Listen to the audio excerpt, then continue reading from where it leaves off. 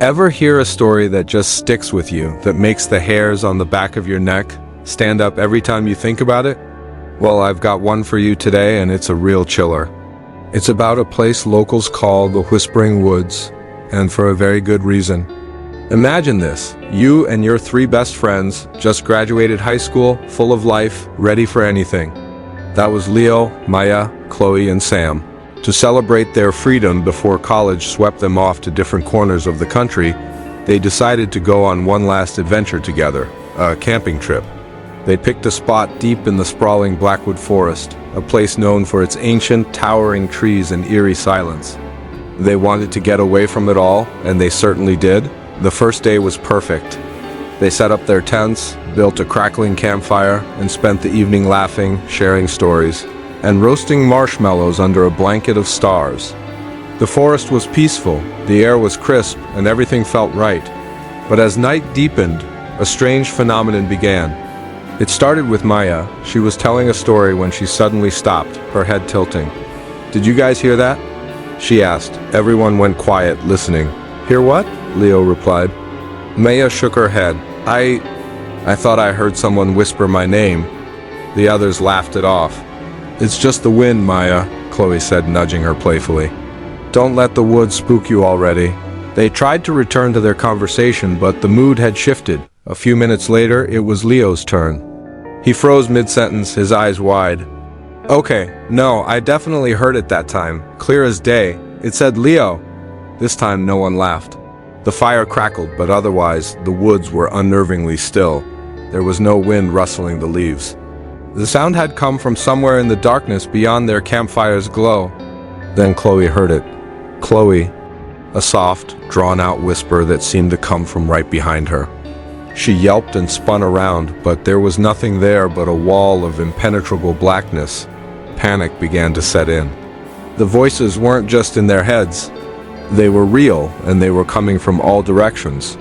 One moment, a whisper would drift from the left. The next, from the right, then from high up in the canopy of the trees. It was like the forest itself was speaking to them, calling each of them by name. Sam, however, was the only one who hadn't heard his name. He was the skeptic of the group, always looking for a rational explanation. He tried to calm his friends down, suggesting it was an echo or maybe other campers playing a prank. But his logic fell on deaf ears. Maya, Leo, and Chloe were terrified. The whispers were becoming more frequent, more insistent, weaving through the trees like invisible phantoms. They decided to pack it in. The fun was over. They scrambled to douse the fire and stuff their gear back into their bags, their movements frantic and clumsy in the dark. All they wanted was to get back to the car and leave this nightmare behind. But as they were about to make a run for it, a new sound cut through the air. "Sam," this time everyone heard it. It was different from the other whispers. It was clearer, louder, and seemed to be coming from a specific direction, a narrow, overgrown trail that led deeper into the woods. Sam stopped dead in his tracks. His friends were yelling at him, "Sam, let's go!" "Come on!" But he just stood there, mesmerized, his face a mixture of fear and something else. Curiosity. "It sounds familiar," he muttered, almost to himself. The voice called his name again, beckoning, almost pleading. Against the desperate cries of his friends, Sam took a step toward the trail. "Sam, no! Don't!" Maya screamed, reaching for his arm, but he pulled away. He looked back at them, his eyes distant. "I just have to see who it is." And with that, he turned and walked into the darkness, following the voice that called his name. His friends shouted after him, their voices cracking with panic, but he didn't answer. They waited, their hearts pounding in their chests, for what felt like an eternity. They called his name until their throats were raw. The only reply was the chilling silence of the forest. The whispers had stopped. After a few agonizing minutes, they knew they couldn't go in after him. They were too scared. They made the gut-wrenching decision to run back to the car and get help. They burst out of the woods and drove frantically to the nearest ranger station, babbling about whispering trees and their missing friend. A search party was organized at first light. For 2 days, they combed the Blackwood Forest. They found the campsite just as the friends had left it in their haste. They found footprints leading away from the site. but of Sam there was no trace. It was as if the woods had simply swallowed him whole. The search was about to be called off when a ranger found something glinting in the undergrowth, about a mile from the campsite, far off any marked trail. It was Sam's phone. The battery was dead, but when the forensics team charged it, they made a horrifying discovery. The phone had been on and recording video right up until the moment it died. The footage was nauseating to watch. It was shaky, dark, and filled with the sounds of Sam's heavy breathing and twigs snapping under his feet. He was clearly walking, or even running, deeper and deeper into the forest. In the background, you could hear the faint, terrified shouts of his friends growing more and more distant until they vanished completely. Then, the only sound was Sam's own voice. He was talking to himself, or to whatever was leading him on. "I'm coming," he'd say. "Wait up, who are you?" He sounded confused, but not scared. He sounded like he was trying to catch up with someone he knew. The video goes on like this for almost 20 minutes. The terrain gets thicker, darker. Sam is pushing through dense bush, the camera pointed mostly at the ground. You can hear the whisper of his name, faint at first, but growing stronger, closer.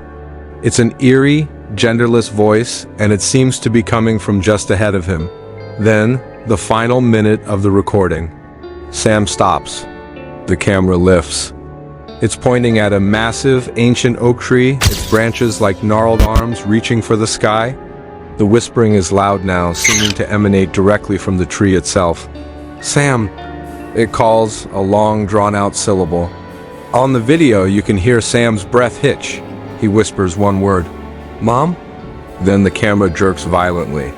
There's a sound of a struggle, a muffled scream, and then a sickening crunch. The phone clatters to the ground, the lens pointing up at the dark canopy. For a few seconds, all you can hear is a strange, wet, dragging sound and the whisper, one last time. Softer now, almost satisfied. "Sam." Then the video cuts out as the battery dies. Sam's mother had passed away 2 years prior. The authorities were baffled. His friends were traumatized. The official report listed him as a missing person, presumed to have gotten lost and succumbed to the elements. But his friends know better. They know he didn't get lost. He was lured. The Blackwood Forest is still there. People still camp in it, mostly unaware of its reputation. But the locals, they know, they stay away. They say that on quiet nights, if you listen closely, you can still hear the woods whispering. And sometimes, among the whispers of Maya, Leo, and Chloe, they say you can hear a new voice calling out other names, luring them into the trees. What do you think happened to Sam? Was it a ghost? An ancient forest spirit, or something else entirely? Let me know your theories down in the comments. This story is a chilling reminder that there are some places in this world that are best left unexplored. Thanks for watching, and if you enjoyed this spooky story, make sure to hit that like button and subscribe for more. Stay safe out there.